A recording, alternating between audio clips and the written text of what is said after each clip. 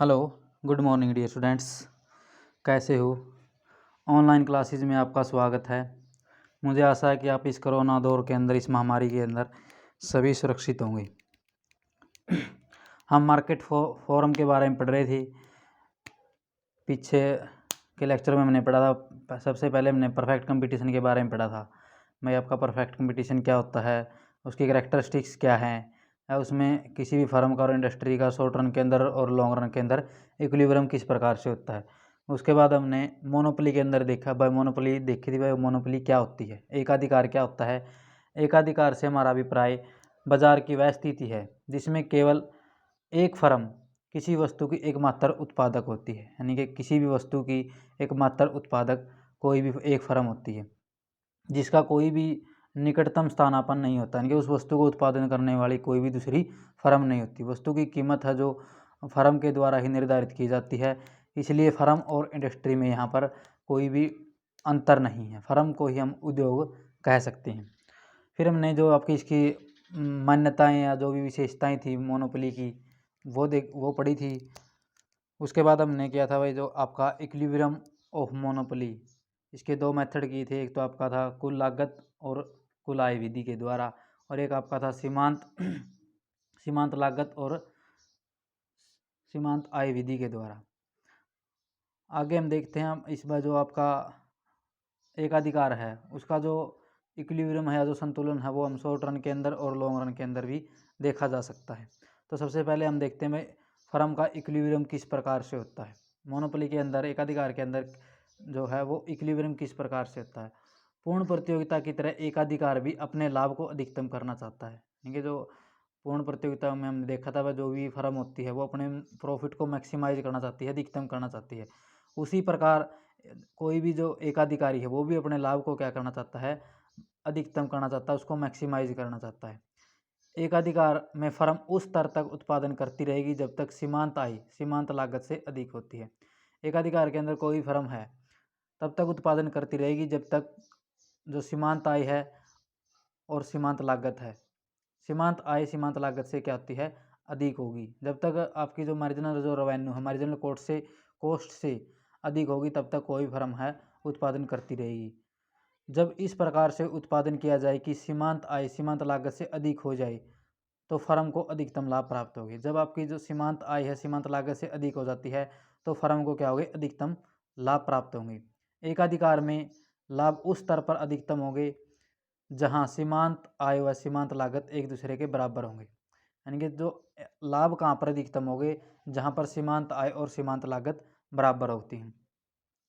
इस स्थिति में फर्म संतुलन की स्थिति में होती है। जहां पर सीमांत आय और सीमांत लागत बराबर होती है वहीं पर क्या होती हैं, फर्म कोई भी फर्म होती है वो इक्विलिब्रियम में होती है, संतुलन की स्थिति में होती है। एकाधिकार फर्म का संतुलन अल्पकाल और दीर्घकाल के अंदर अलग अलग किया जा सकता है। अब हम देखते हैं कोई किसी भी फर्म का equilibrium of monopoly in short run के अंदर किस प्रकार से इसका निर्धारण किया जाता है। शॉर्ट रन और लॉन्ग रन यानी अल्पकाल और दीर्घकाल समय की दो अवधारणाएं होती है। अल्पकाल के अंदर क्या होता है, वह जो कोई भी फर्म होती है अपने जो परिवर्तनशील साधन होते हैं उनमें ही परिवर्तन करके उत्पादन की मात्रा को क्या है वो बढ़ाया कम कर सकती है। और दीर्घकाल में जो भी उत्पादन के जो साधन होते हैं वो सारे के सारे क्या होते हैं, परिवर्तनशील होते हैं। इसलिए जो फर्म होती है वो दीर्घकाल के अंदर क्या कर सकती है, अपने सभी साधनों में परिवर्तन करके उत्पादन की मात्रा को कम या ज़्यादा कर सकती है। तो सबसे पहले हम अल्पकाल के अंदर देखते हैं। अल्पकाल में एकाधिकार फर्म उस समय संतुलन में होती है जब उसके लाभ अधिकतम या हानि क्या हो, न्यूनतम हो। कोई भी फर्म है वो अल्पकाल के अंदर क्या होती है, या तो उस समय संतुलन में होती है या तो उसके लाभ अधिकतम हो या उसको हानि क्या हो, न्यूनतम हो। अल्पकाल के अंदर हम देखते हैं किसी भी फर्म को जो न्यूनतम हानि है वो भी उठानी पड़ सकती है। न्यूनतम हानि से हमारा अभिप्राय है जो शिथिल साधनों की जो लागत है, अगर फर्म अपना उत्पादन बंद भी कर देती है तो उसको जो शिथिल साधनों की लागत है वो क्या है, उठानी पड़ सकती है। अल्पकाल इतना कम होता है कि कोई भी फर्म एकाधिकार में बाजार को छोड़कर नहीं जा सकती। अल्पकाल के अंदर हम देखते हैं कोई भी फर्म बाजार को छोड़कर नहीं जा सकती। यह माना जाता है कि एकाधिकारी सदैव धनात्मक लाभ ही अर्जित करता है। हम मानते हैं कि भी जो कोई भी आपकी मोनोपोली जो फर्म होती है वो सदैव हमेशा ही क्या करती है, धनात्मक लाभ ही अर्जित करती है, प्राप्त करती है, परंतु यह मान्य नहीं है। अगर एकाधिकार में फर्म द्वारा किए गए उत्पादन की मांग अपर्याप्त हो जाए, नहीं, उसकी मांग क्या हो जाए, कोई अगर एकाधिकार उत्पादन करता है तो उसकी मांग कम हो जाए या अपर्याप्त हो जाए, तो यह आवश्यक नहीं है कि एकाधिकार अपनी कीमत निश्चित करने की शक्ति से धनात्मक लाभ ही कमा सके, यानी कि जो कीमत है वो एकाधिकार के द्वारा ही निश्चित की जा सकती है। तो जब मांग अपर्याप्त हो जाती है तो यह निश्चित नहीं है कि भी जो वो कीमत निश्चित करता है उससे केवल धनात्मक लाभ ही प्राप्त हो। तो हम कह सकते हैं कि जो अल्पकाल के अंदर जो फर्में होती है उनको केवल लाभ ही प्राप्त नहीं होते, बल्कि उनको हानि भी क्या है, उठानी पड़ सकती है।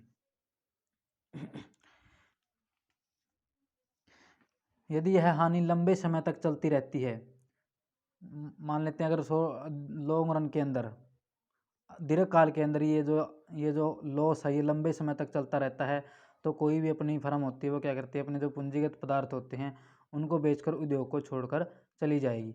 लेकिन अल्पकाल में एकाधिकारी फर्म अपना उत्पादन कार्य जारी रखेगी। दीर्घकाल के अंदर तो क्या है, वो फर्म छोड़कर उसको चली जाएगी अगर उसको लॉस हो रहा है। लेकिन अल्पकाल के अंदर क्या है, कोई भी फर्म अपना उत्पादन तब तक जारी रखेगी जब तक उसको औसत परिवर्तनशील लागतें मिलती रहेगी, यानी कि जो उसकी जो औसत आय है वो क्या हो, औसत परिवर्तनशील लागतों से अधिक होगी, तब तक वो अपना उत्पादन क्या करेगी, जारी रखती है। जब तक फर्म को औसत एवरेज वेरिएबल कॉस्ट मिलती रहेगी तब तक वो अपना प्रोडक्शन जारी रखेगी। लेकिन अगर उसको वो एवरेज वेरिएबल कॉस्ट मिलनी बंद हो जाएगी तो फर्म अपना प्रोडक्शन क्या कर देगी, वो बंद कर सकती है।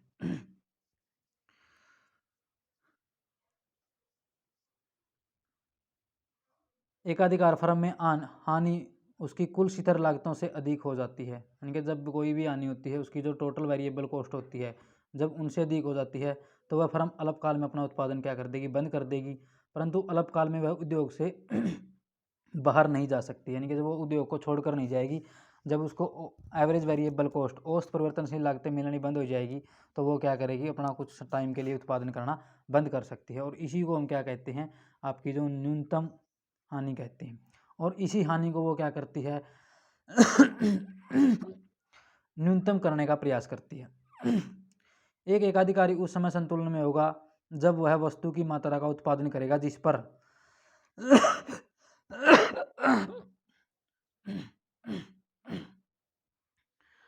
प्रकार से हमने परफेक्ट कंपटीशन के अंदर देखा था, वह इक्विलिब्रियम की दो कंडीशन थी या दो शर्तें थी। उसी प्रकार से आपका मोनोपोली के अंदर भी जो संतुलन है उसकी दो शर्तें हैं। एक तो आपका जो पहली शर्त है वो क्या है, सीमांत लागत सीमांत आय के बराबर होगी, मार्जिनल जो कॉस्ट होती है वो मार्जिनल रेवेन्यू के बराबर होगी। जो सीमांत लागत वक्र है सीमांत आय वक्र को नीचे से काटेगी। अल्पकाल में एकाधिकार के संतुलन की अवस्था में तीन स्थितियां हो सकती हैं। शॉर्ट रन के अंदर अगर हम देखें तो जो भी इक्विलिब्रियम की जो अवस्था में तीन स्थितियां हो सकती है, सबसे पहले तो क्या है, उसको असामान्य लाभ मिल सकते हैं, सुपर नॉर्मल प्रॉफिट, सामान्य लाभ मिल सकते हैं, नॉर्मल प्रॉफिट, और न्यूनतम हानि भी उसको उठानी पड़ सकती है। अब हम इनका अलग अलग से देखेंगे। वे जो सुपर नॉर्मल प्रॉफिट क्या होते हैं। अल्पकाल में एकाधिकारी फर्म उस समय असामान्य लाभ प्राप्त होते हैं जब औसत आय औसत लागत से अधिक हो जाती है, यानी कि जो आपकी उसकी जो औसत आय है, एवरेज जो रेवेन्यू है एवरेज कॉस्ट से जब अधिक हो जाती है तो फर्म को क्या मिलते हैं, असामान्य लाभ प्राप्त होते हैं।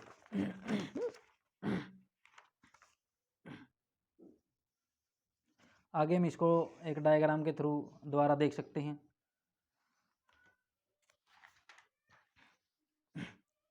इस प्रकार से हम इस डायग्राम में देख रहे हैं, भाई जो आपका ओ एक्सिस पर हम लेते हैं आउटपुट, और ओ वाई पर हम लेते हैं आपका रेवेन्यू, आय, लागत और प्रॉफिट या लाभ। ये जो ए आर है ये फर्म का क्या है, एवरेज रेवेन्यू करो है, औसत आय वक्र है। और जो एम आर है वो क्या है, सीमांत आय वक्र है। जिस प्रकार से हमने परफेक्ट कंपटीशन के अंदर देखा था, वह जो आपका ए आर है और जो एम आर है वो क्या होते हैं, दोनों बराबर होते हैं, एक ही रेखा, यानी कि जो ओ एक्स एक्सिस के समांतर रेखा होती है उसी के समांतर होते हैं आपके। लेकिन यहाँ पर ये दोनों ए आर और जो एम आर है मोनोपोली के अंदर अलग अलग होते हैं, क्योंकि यहाँ पर जो प्राइस है वो क्या है, चेंज होती रहती है, और परफेक्ट कंपटीशन के अंदर जो प्राइस है वो क्या रहती है, कांस्टेंट रहती है। तो ये आपका ए आर वक्र है, ये आपका एम आर वक्र है। ये जो आपका एमसी है ये आपकी एकाधिकारी फर्म का क्या है, जो मार्जिनल कॉस्ट है, सीमांत जो लागत है। और ये आपकी जो एसी है ये आपका एवरेज कॉस्ट है, यानी ये औसत लागत है। अब हम देखते हैं भाई इक्विलिब्रियम कहाँ पर होगा। हमने कंडीशन पढ़ी थी भाई जहाँ पर एम आर और एम सी बराबर होते हैं। तो एम आर और एम सी इस ई पॉइंट पर क्या है, दोनों यहाँ पर इस पॉइंट पर बराबर हैं। तो इस पॉइंट पर जब फर्म इक्विलिब्रियम में है तो उसको रेवेन्यू कितने प्राप्त हो रही है, यानी कि जो आय है वो कितनी प्राप्त हो रही है, वो आपकी OP1 के बराबर आय प्राप्त हो रही है, यानी कि बी तक इस पॉइंट तक उसको क्या है, आय प्राप्त हो रही। अगर हम इसकी एवरेज कॉस्ट की बात करें तो एवरेज कॉस्ट वो क्या है, ए पॉइंट तक है, यहाँ पर इस पॉइंट तक वो क्या है, OP0 इसकी क्या है, एवरेज कॉस्ट है, यानी कि इस फर्म की कॉस्ट तो OP0 आ रही है, लेकिन उसको जो रेवेन्यू प्राप्त हो रही है वो क्या है, OP1 है। तो अगर हम OP1 में से OP0 निकाल देते हैं तो हमारे पास क्या बच जाता है, P1 P0 बच जाता है, यानी कि ये जो बच जाता है ये आपके क्या है, फर्म के सुपर नॉर्मल प्रॉफिट है। इनके पर यूनिट ये क्या है भाई, अगर इस एरिया की बात करें तो ये एरिया आपका P1 BA P0 ये क्या है, फर्म के सुपर नॉर्मल प्रॉफिट है। तो यहाँ पर हम देखते हैं जो आपका रेवेन्यू है, जो फर्म का एवरेज जो रेवेन्यू है एवरेज कॉस्ट से क्या है, ज़्यादा है। तो इसलिए जो ये एरिया है ये सुपर नॉर्मल प्रॉफिट का। आगे हम देखते हैं नॉर्मल प्रॉफिट में क्या होता है, जो आपकी फर्म की औसत जो लागत होती है औसत आय के बराबर होती है। एवरेज कॉस्ट किसके बराबर होती है, एवरेज रेवेन्यू के बराबर होती है। अल्पकाल में एक एकाधिकारी फर्म को सामान्य लाभ उस समय प्राप्त होते हैं जब औसत आय व औसत लागत समान हो, दोनों, यानी कि उसकी आय भी इतनी होती है और उसकी जो कॉस्ट आती है वो भी क्या होती है, सेम होती है, बराबर होती है। तो इसको हम एक डायग्राम के थ्रू भी देख सकते हैं। जैसे इसका ये आउटपुट है और ये ओ एक्सिस पर हम आउटपुट लेते हैं, OY पर RC और P, यानी कि रेवेन्यू कॉस्ट और प्रॉफिट ले सकते हैं। ये आपके AR और MR वक्र है दोनों। जो आपकी AR है वो तो हमेशा क्या रहती है, पॉजिटिव रहती है। जो औसत आय होती है वो आपकी धनात्मक रहती है, लेकिन जो सीमांत आय है वो क्या है, पॉजिटिव भी हो सकती है, जीरो भी हो सकती है और वो माइनस में भी जा सकती है। इस प्रकार से हम देखते हैं ये आपका MC वक्र है और ये किसी भी फर्म का आपका AC वक्र है। इक्विलिब्रियम कहाँ पर है, ई पॉइंट पर इक्विलिब्रियम है जहाँ पर MR और MC बराबर हैं। फर्म को जो रेवेन्यू है वो कितने प्राप्त हो रही है, वो OP के बराबर रेवेन्यू प्राप्त हो रही है और उसकी जो कॉस्ट है वो भी क्या है, OP के बराबर है। हम देखते हैं भी यहाँ पर ए पॉइंट पर जो फर्म की है रेवेन्यू भी बराबर है और उसके कॉस्ट भी क्या है, बराबर है। तो इसलिए यहाँ पर जो फर्म होती है वो केवल नॉर्मल प्रॉफिट ही प्राप्त करती है। आगे कोई भी फर्म होती है उसको लॉस भी उठाना पड़ सकता है, उसको हम क्या बोलते हैं, मिनिमम लॉस। अल्पकाल में एक फर्म को हानि उस समय प्राप्त होती है जब औसत लागत औसत आय से अधिक हो जाती है, यानी कि जब उसकी कॉस्ट तो ज़्यादा हो और उसकी जो लागत है वो सॉरी जो कॉस्ट तो ज़्यादा हो और रेवेन्यू क्या हो, कम हो, यानी कि जो औसत लागत है औसत आय से ज़्यादा हो जाती है तो फर्म को क्या है, मिनिमम लॉस हो सकता है। इसको हम एक डायग्राम के द्वारा देख सकते हैं। इस प्रकार से हम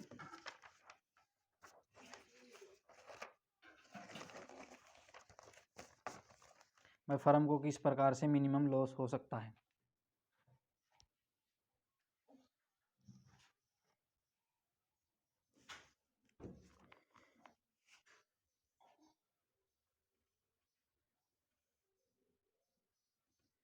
उसी प्रकार ओ एक्सिस पर हम लेते हैं आपका आउटपुट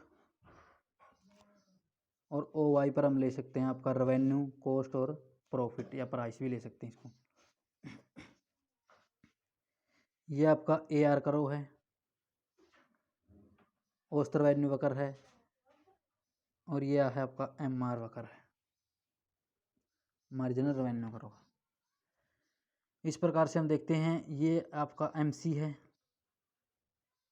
मार्जिनल कॉस्ट करो है, ठीक है, और ये आपका एवरेज कॉस्ट करो है, AC है। तो हम देखते हैं जहाँ पर इक्विलिब्रियम कहाँ पर होगा, ई पॉइंट पर इक्विलिब्रियम होता है।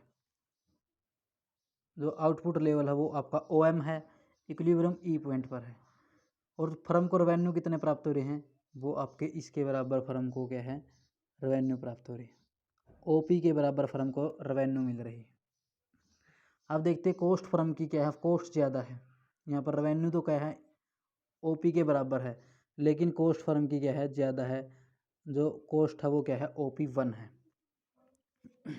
OP1 है तो ये जो एरिया होगा ये एरिया क्या है, मिनिमम लॉस का एरिया है, यानी कि यहाँ पर फर्म को क्या हो रही है, मिनिमम लॉस है, न्यूनतम हानि उठानी पड़ रही है। ये न्यूनतम हानि क्या हो सकती है, शिथिल साधनों की क्या है, हानि हो सकती है।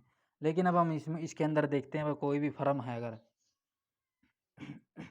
कोई भी फर्म है तो अपना वो अगर उसको लॉस हो रहा है तो वो अपना प्रोडक्शन करना बंद कब तक जारी रखेगी या कब अपना प्रोडक्शन बंद कर सकती है। तो हम देखते हैं यहाँ पर जो इसके ये रेवेन्यू है, इस रेवेन्यू के बराबर जब फर्म को एवरेज वेरिएबल कॉस्ट मिलती रहेगी, ये आपकी एवरेज वेरिएबल कॉस्ट है, औसत परिवर्तनशील लागत है। जब तक फर्म को अपने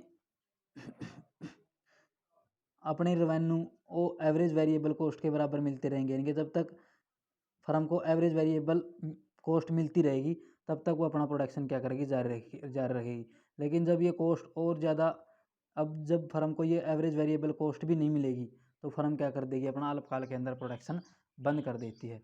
तो इस प्रकार से हम देखते हैं जो आपकी ये जो एरिया है, ये एरिया आपका मिनिमम लॉस का है। तो इस प्रकार से हमने तीनों कंडीशन के अंदर देखा हुआ कि इस प्रकार से कोई भी फर्म है वो क्या कर सकती है, अपना जो शॉर्ट रन के अंदर प्रॉफिट भी, सुपर नॉर्मल प्रॉफिट भी कमा सकती है या नॉर्मल प्रॉफिट भी कमा सकती है, और उसको मिनिमम लॉस भी हो सकता है। आगे हम देखते हैं आपका लॉन्ग रन के अंदर इक्विलिब्रियम किस प्रकार से होता है। आपका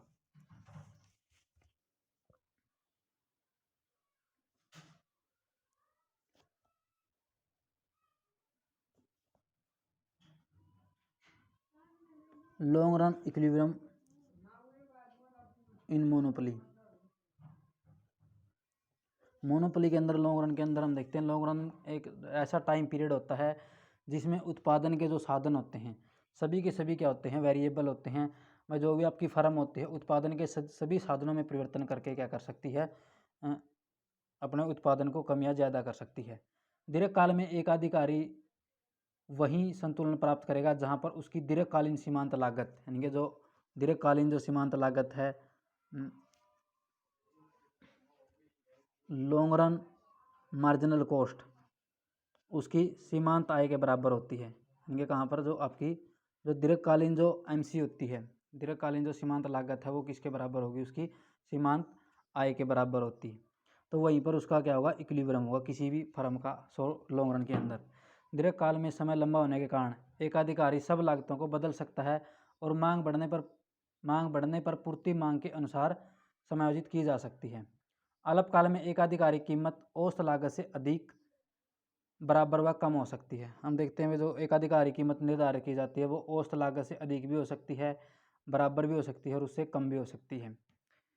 किंतु दीर्घकाल में कीमत दीर्घकालीन औसत लागत से अधिक होती है। हम देखते हैं जो आपकी दीर्घकाल के अंदर उसके पास इतना टाइम होता है वो अच्छे से निर्णय ले सकती है, तो जो अब उसकी कीमत होती है वो क्या होती है, दीर्घकाल के अंदर जो कीमत होती है वो औसत लागत से अधिक होती है। यानी कि जो आपकी लॉन्ग रन एवरेज कॉस्ट होती है उससे क्या होती है, प्राइस क्या होती है, अधिक होती है।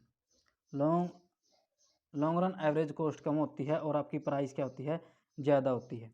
यदि कीमत औसत लागत से कम हो तो एक अधिकारी हानि उठाने के स्थान पर उत्पादन बंद कर सकता है। अगर इसकी जो कीमत है, जो प्राइस है वो क्या है, कम हो जाते हैं तो जो एकाधिकारी है लॉन्ग रन के अंदर क्या कर सकता है, अपना प्रोडक्शन बंद कर सकता है।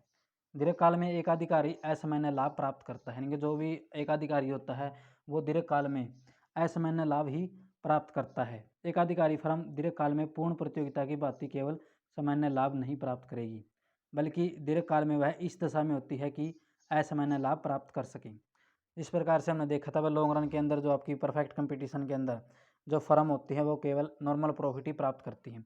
लेकिन मोनोपोली के अंदर जो आपकी जो एकाधिकारी फर्म होती है वो केवल सामान्य लाभ प्राप्त नहीं करेगी, वो क्या करेगी, असामान्य लाभ प्राप्त करेगी। तो इस प्रकार से हम कह सकते हैं भी जो भी मोनोपोली के अंदर लॉन्ग रन के अंदर जो एकाधिकारी का इक्विलिब्रियम होगा वो कहाँ पर होगा, जहाँ पर उसको सुपर नॉर्मल प्रॉफिट कहाँ पर मिलेगी, जो एवरेज रेवेन्यू होती है उसकी जो औसत आय है वो किस से अधिक है, वो आपकी लॉन्ग रन एवरेज कॉस्ट से ज़्यादा होती है। तो वहाँ पर जो आपके उसके सुपर नॉर्मल प्रॉफिट होगी। तो इस प्रकार से अगर इसको हम डायग्राम के थ्रू देख सकते हैं, डायग्राम वही बनेगा जो हमने पीछे बनाया था आपका भाई सुपर नॉर्मल प्रॉफिट का जो डायग्राम बना था, ओ एक्सेस पर हम आउटपुट लेते हैं, ओ वाई पर हम आपका रेवेन्यू है, कॉस्ट है और आपकी प्राइस है।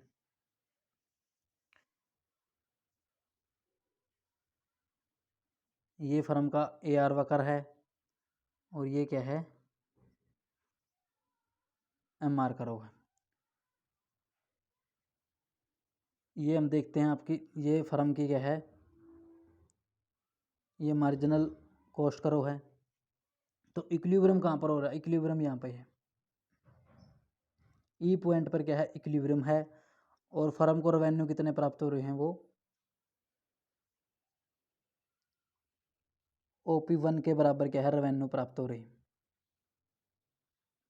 अब देखते हैं भाई, ये आप ये किसी भी फर्म का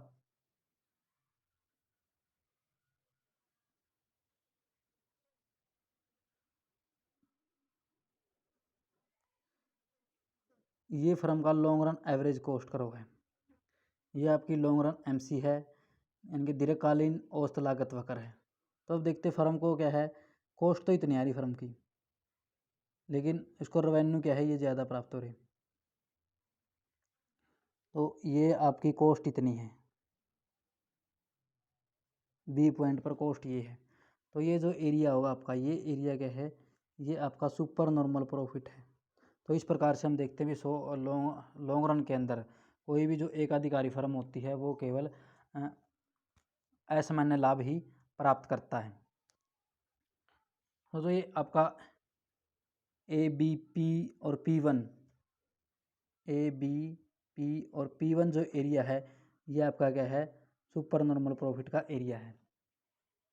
और ई पॉइंट पर जो आपकी MR है वो किसके बराबर है, MC के बराबर है। तो इस प्रकार से हमने देखा भाई, ये आपके जो इक्विलिब्रियम था, मोनोपोली का, एकाधिकारी का जो संतुलन था, वो शॉर्ट रन के अंदर भी और लॉन्ग रन के अंदर भी। आगे हम इसका नेक्स्ट लेक्चर में देखेंगे भाई, जो आपकी मोनोपोली पावर है वो क्या होती है, या प्राइस डिस्क्रिमिनेशन क्या होता है।